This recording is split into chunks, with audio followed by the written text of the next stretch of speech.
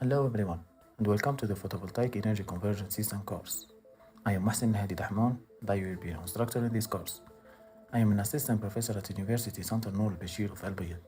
I've been working with over a decade of experience working in the field of solar energy systems. I am really excited to take you through this crucial topic. This course is designed for first year's master students who are specializing in renewable energies. Let's get into our first lesson of this course, an overview of PV systems. So what's the main goal of this course? The general objective is to give you a thorough understanding of photovoltaic energy conversion systems. We will cover everything from the basic principles and technologies of solar cells to the different components and design consideration of PV systems. So by the end of this course, you will have a solid grasp of how PV systems work and how to design and implement them effectively. Let's now get started with the plan of this course, so you know what to expect in the upcoming lessons. We will start with an introduction to renewable energy. We will discuss what renewable energy is, its importance, and the different types available. Next, we will dive into solar radiation.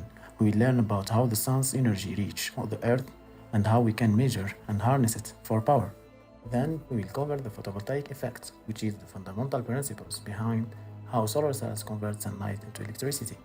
After that, we will explore the different technologies used in PV modules. This includes the various types of solar cells and their efficiency. We will then break down the components of PV systems. You will learn about the essential part of solar power systems. Next, we will look at how individual solar cells are combined to form modules and how these modules are arranged to create arrays for large-scale PV plants. Finally, we will discuss the different types of PV systems. We will explore their applications, advantages, and challenges. Now, let's kick things off with an introduction to renewable energies. Renewable energy harnesses natural resources like solar, wind, hydropower, geothermal, and biomass to generate power. It offers a sustainable alternative to fossil fuels. So one of the biggest benefits that is to reduce greenhouse gas emissions, combats climate change, and provides long-term energy security. Advances in technology continue to make renewable energy more efficient and cost-effective. Moving now into the next point, solar radiation. Solar radiations refer to electromagnetic energy emitted by the sun. This energy spans a range of wavelengths known as solar spectrum. The solar spectrum includes three main types of light: ultraviolet, visible, infrared. The visible portion of this spectrum is what we perceive as sunlight, is the light we see with our eyes. Solar radiation is crucial for various processes on Earth. For example, it drives photosynthesis, with the process plants use to convert sunlight into chemical energy.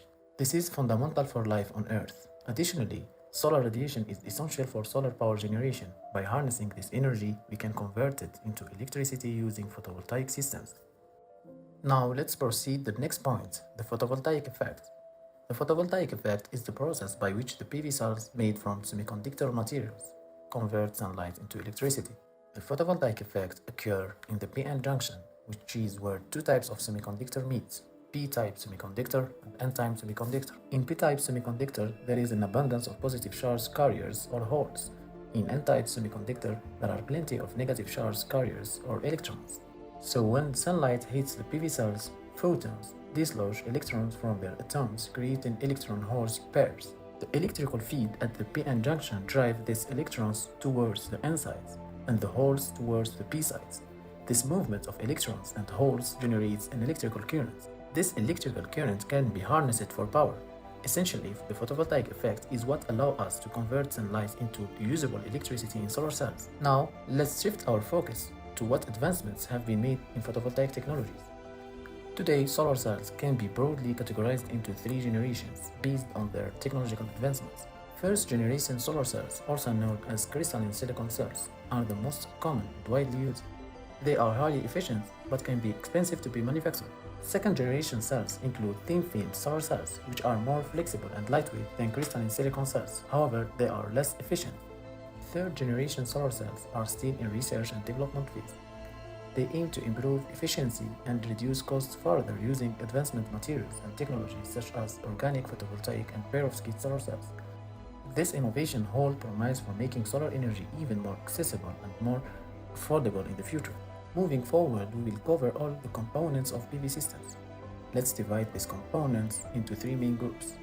We have the PV panels, and in general, all the components generating power. Then we have all the other devices required for working system. like inverter, cables, mounting system, storage system, charge control, which are called balance of system. Finally, receiving power, we have the grid or loads, which can require direct or alternative current. Let's talk about how solar cells are combined to form larger PV systems. Individual solar cells are grouped together to create modules. These modules can then be connected in series or in parallel to form solar array, which is a larger system designed to generate more power. When solar cells or modules are connected in series, the voltage of each solar cells or modules adds up, while the current remains the same. This series connection is useful for increasing the overall voltage of solar array to match the requirements of power systems. On the other hand, when solar cells or modules are connected in parallel, the currents of each cells or modules adds up, while the voltage remains the same. This parallel connection is useful for increasing the overall current output of solar array. So by connecting modules in either series or parallel, we can design a solar array that meets specific power and voltage requirements for different applications. There are different classifications of PV systems. In general, we can divide the PV systems into two main groups. Standalone PV systems, also known as off-grid PV systems, operate independently of the electrical grid. Grid-connected PV systems, also known as on-grid PV systems, are connected to the electrical grid. Let's start with standalone PV systems. These systems generate electricity to meet the energy needs of specific location without relying on the connection to the grid. This kind of system are commonly used in remote areas where grid access is impractical or expensive. They can be configured with or without energy storage and also in hybrid configurations. The first configuration is standalone PV system without storage. This slide illustrates the configuration of standalone PV system without storage. In this setup, solar panels convert sunlight directly into electricity, which is then supplied to the load. The absence of storage means that the system can only provide power when sunlight is available, making it ideal for application with daytime usage or backup power needs. This diagram depicts the configuration of the standalone PV system with the storage. In this setup, solar panels convert sunlight into electricity, which is used to power the load and charge the storage system. The stored energy can be used to provide power during times when sunlight is not available, ensuring a continuous power supply. This slide illustrates the configuration of standalone hybrid system with the storage. In this setup, solar panels and wind turbine, for example, generate electricity, which is used to power the load and charge the storage system. The hybrid system ensures more reliable power supply by harnessing energy from both solar and wind sources, with the ability to store excess energy for use when generation is low. On the other hand, with the grid-connected PV system, unlike standalone PV system, this kind of configuration is designed to interact with the existing electrical grid. This system allows for the seamless integration of solar power into the grid, often through two-way connection that enable both import and export of electricity. This configuration allows users to benefit from solar energy while remaining connected to the grid for a reliable power supply. They can be configured directly via household and with storage energy. In directly grid-connected PV systems, solar panels generate electricity that is directly fed into the grid. This setup allows for the smooth integration of solar power into the grid without the need of energy storage.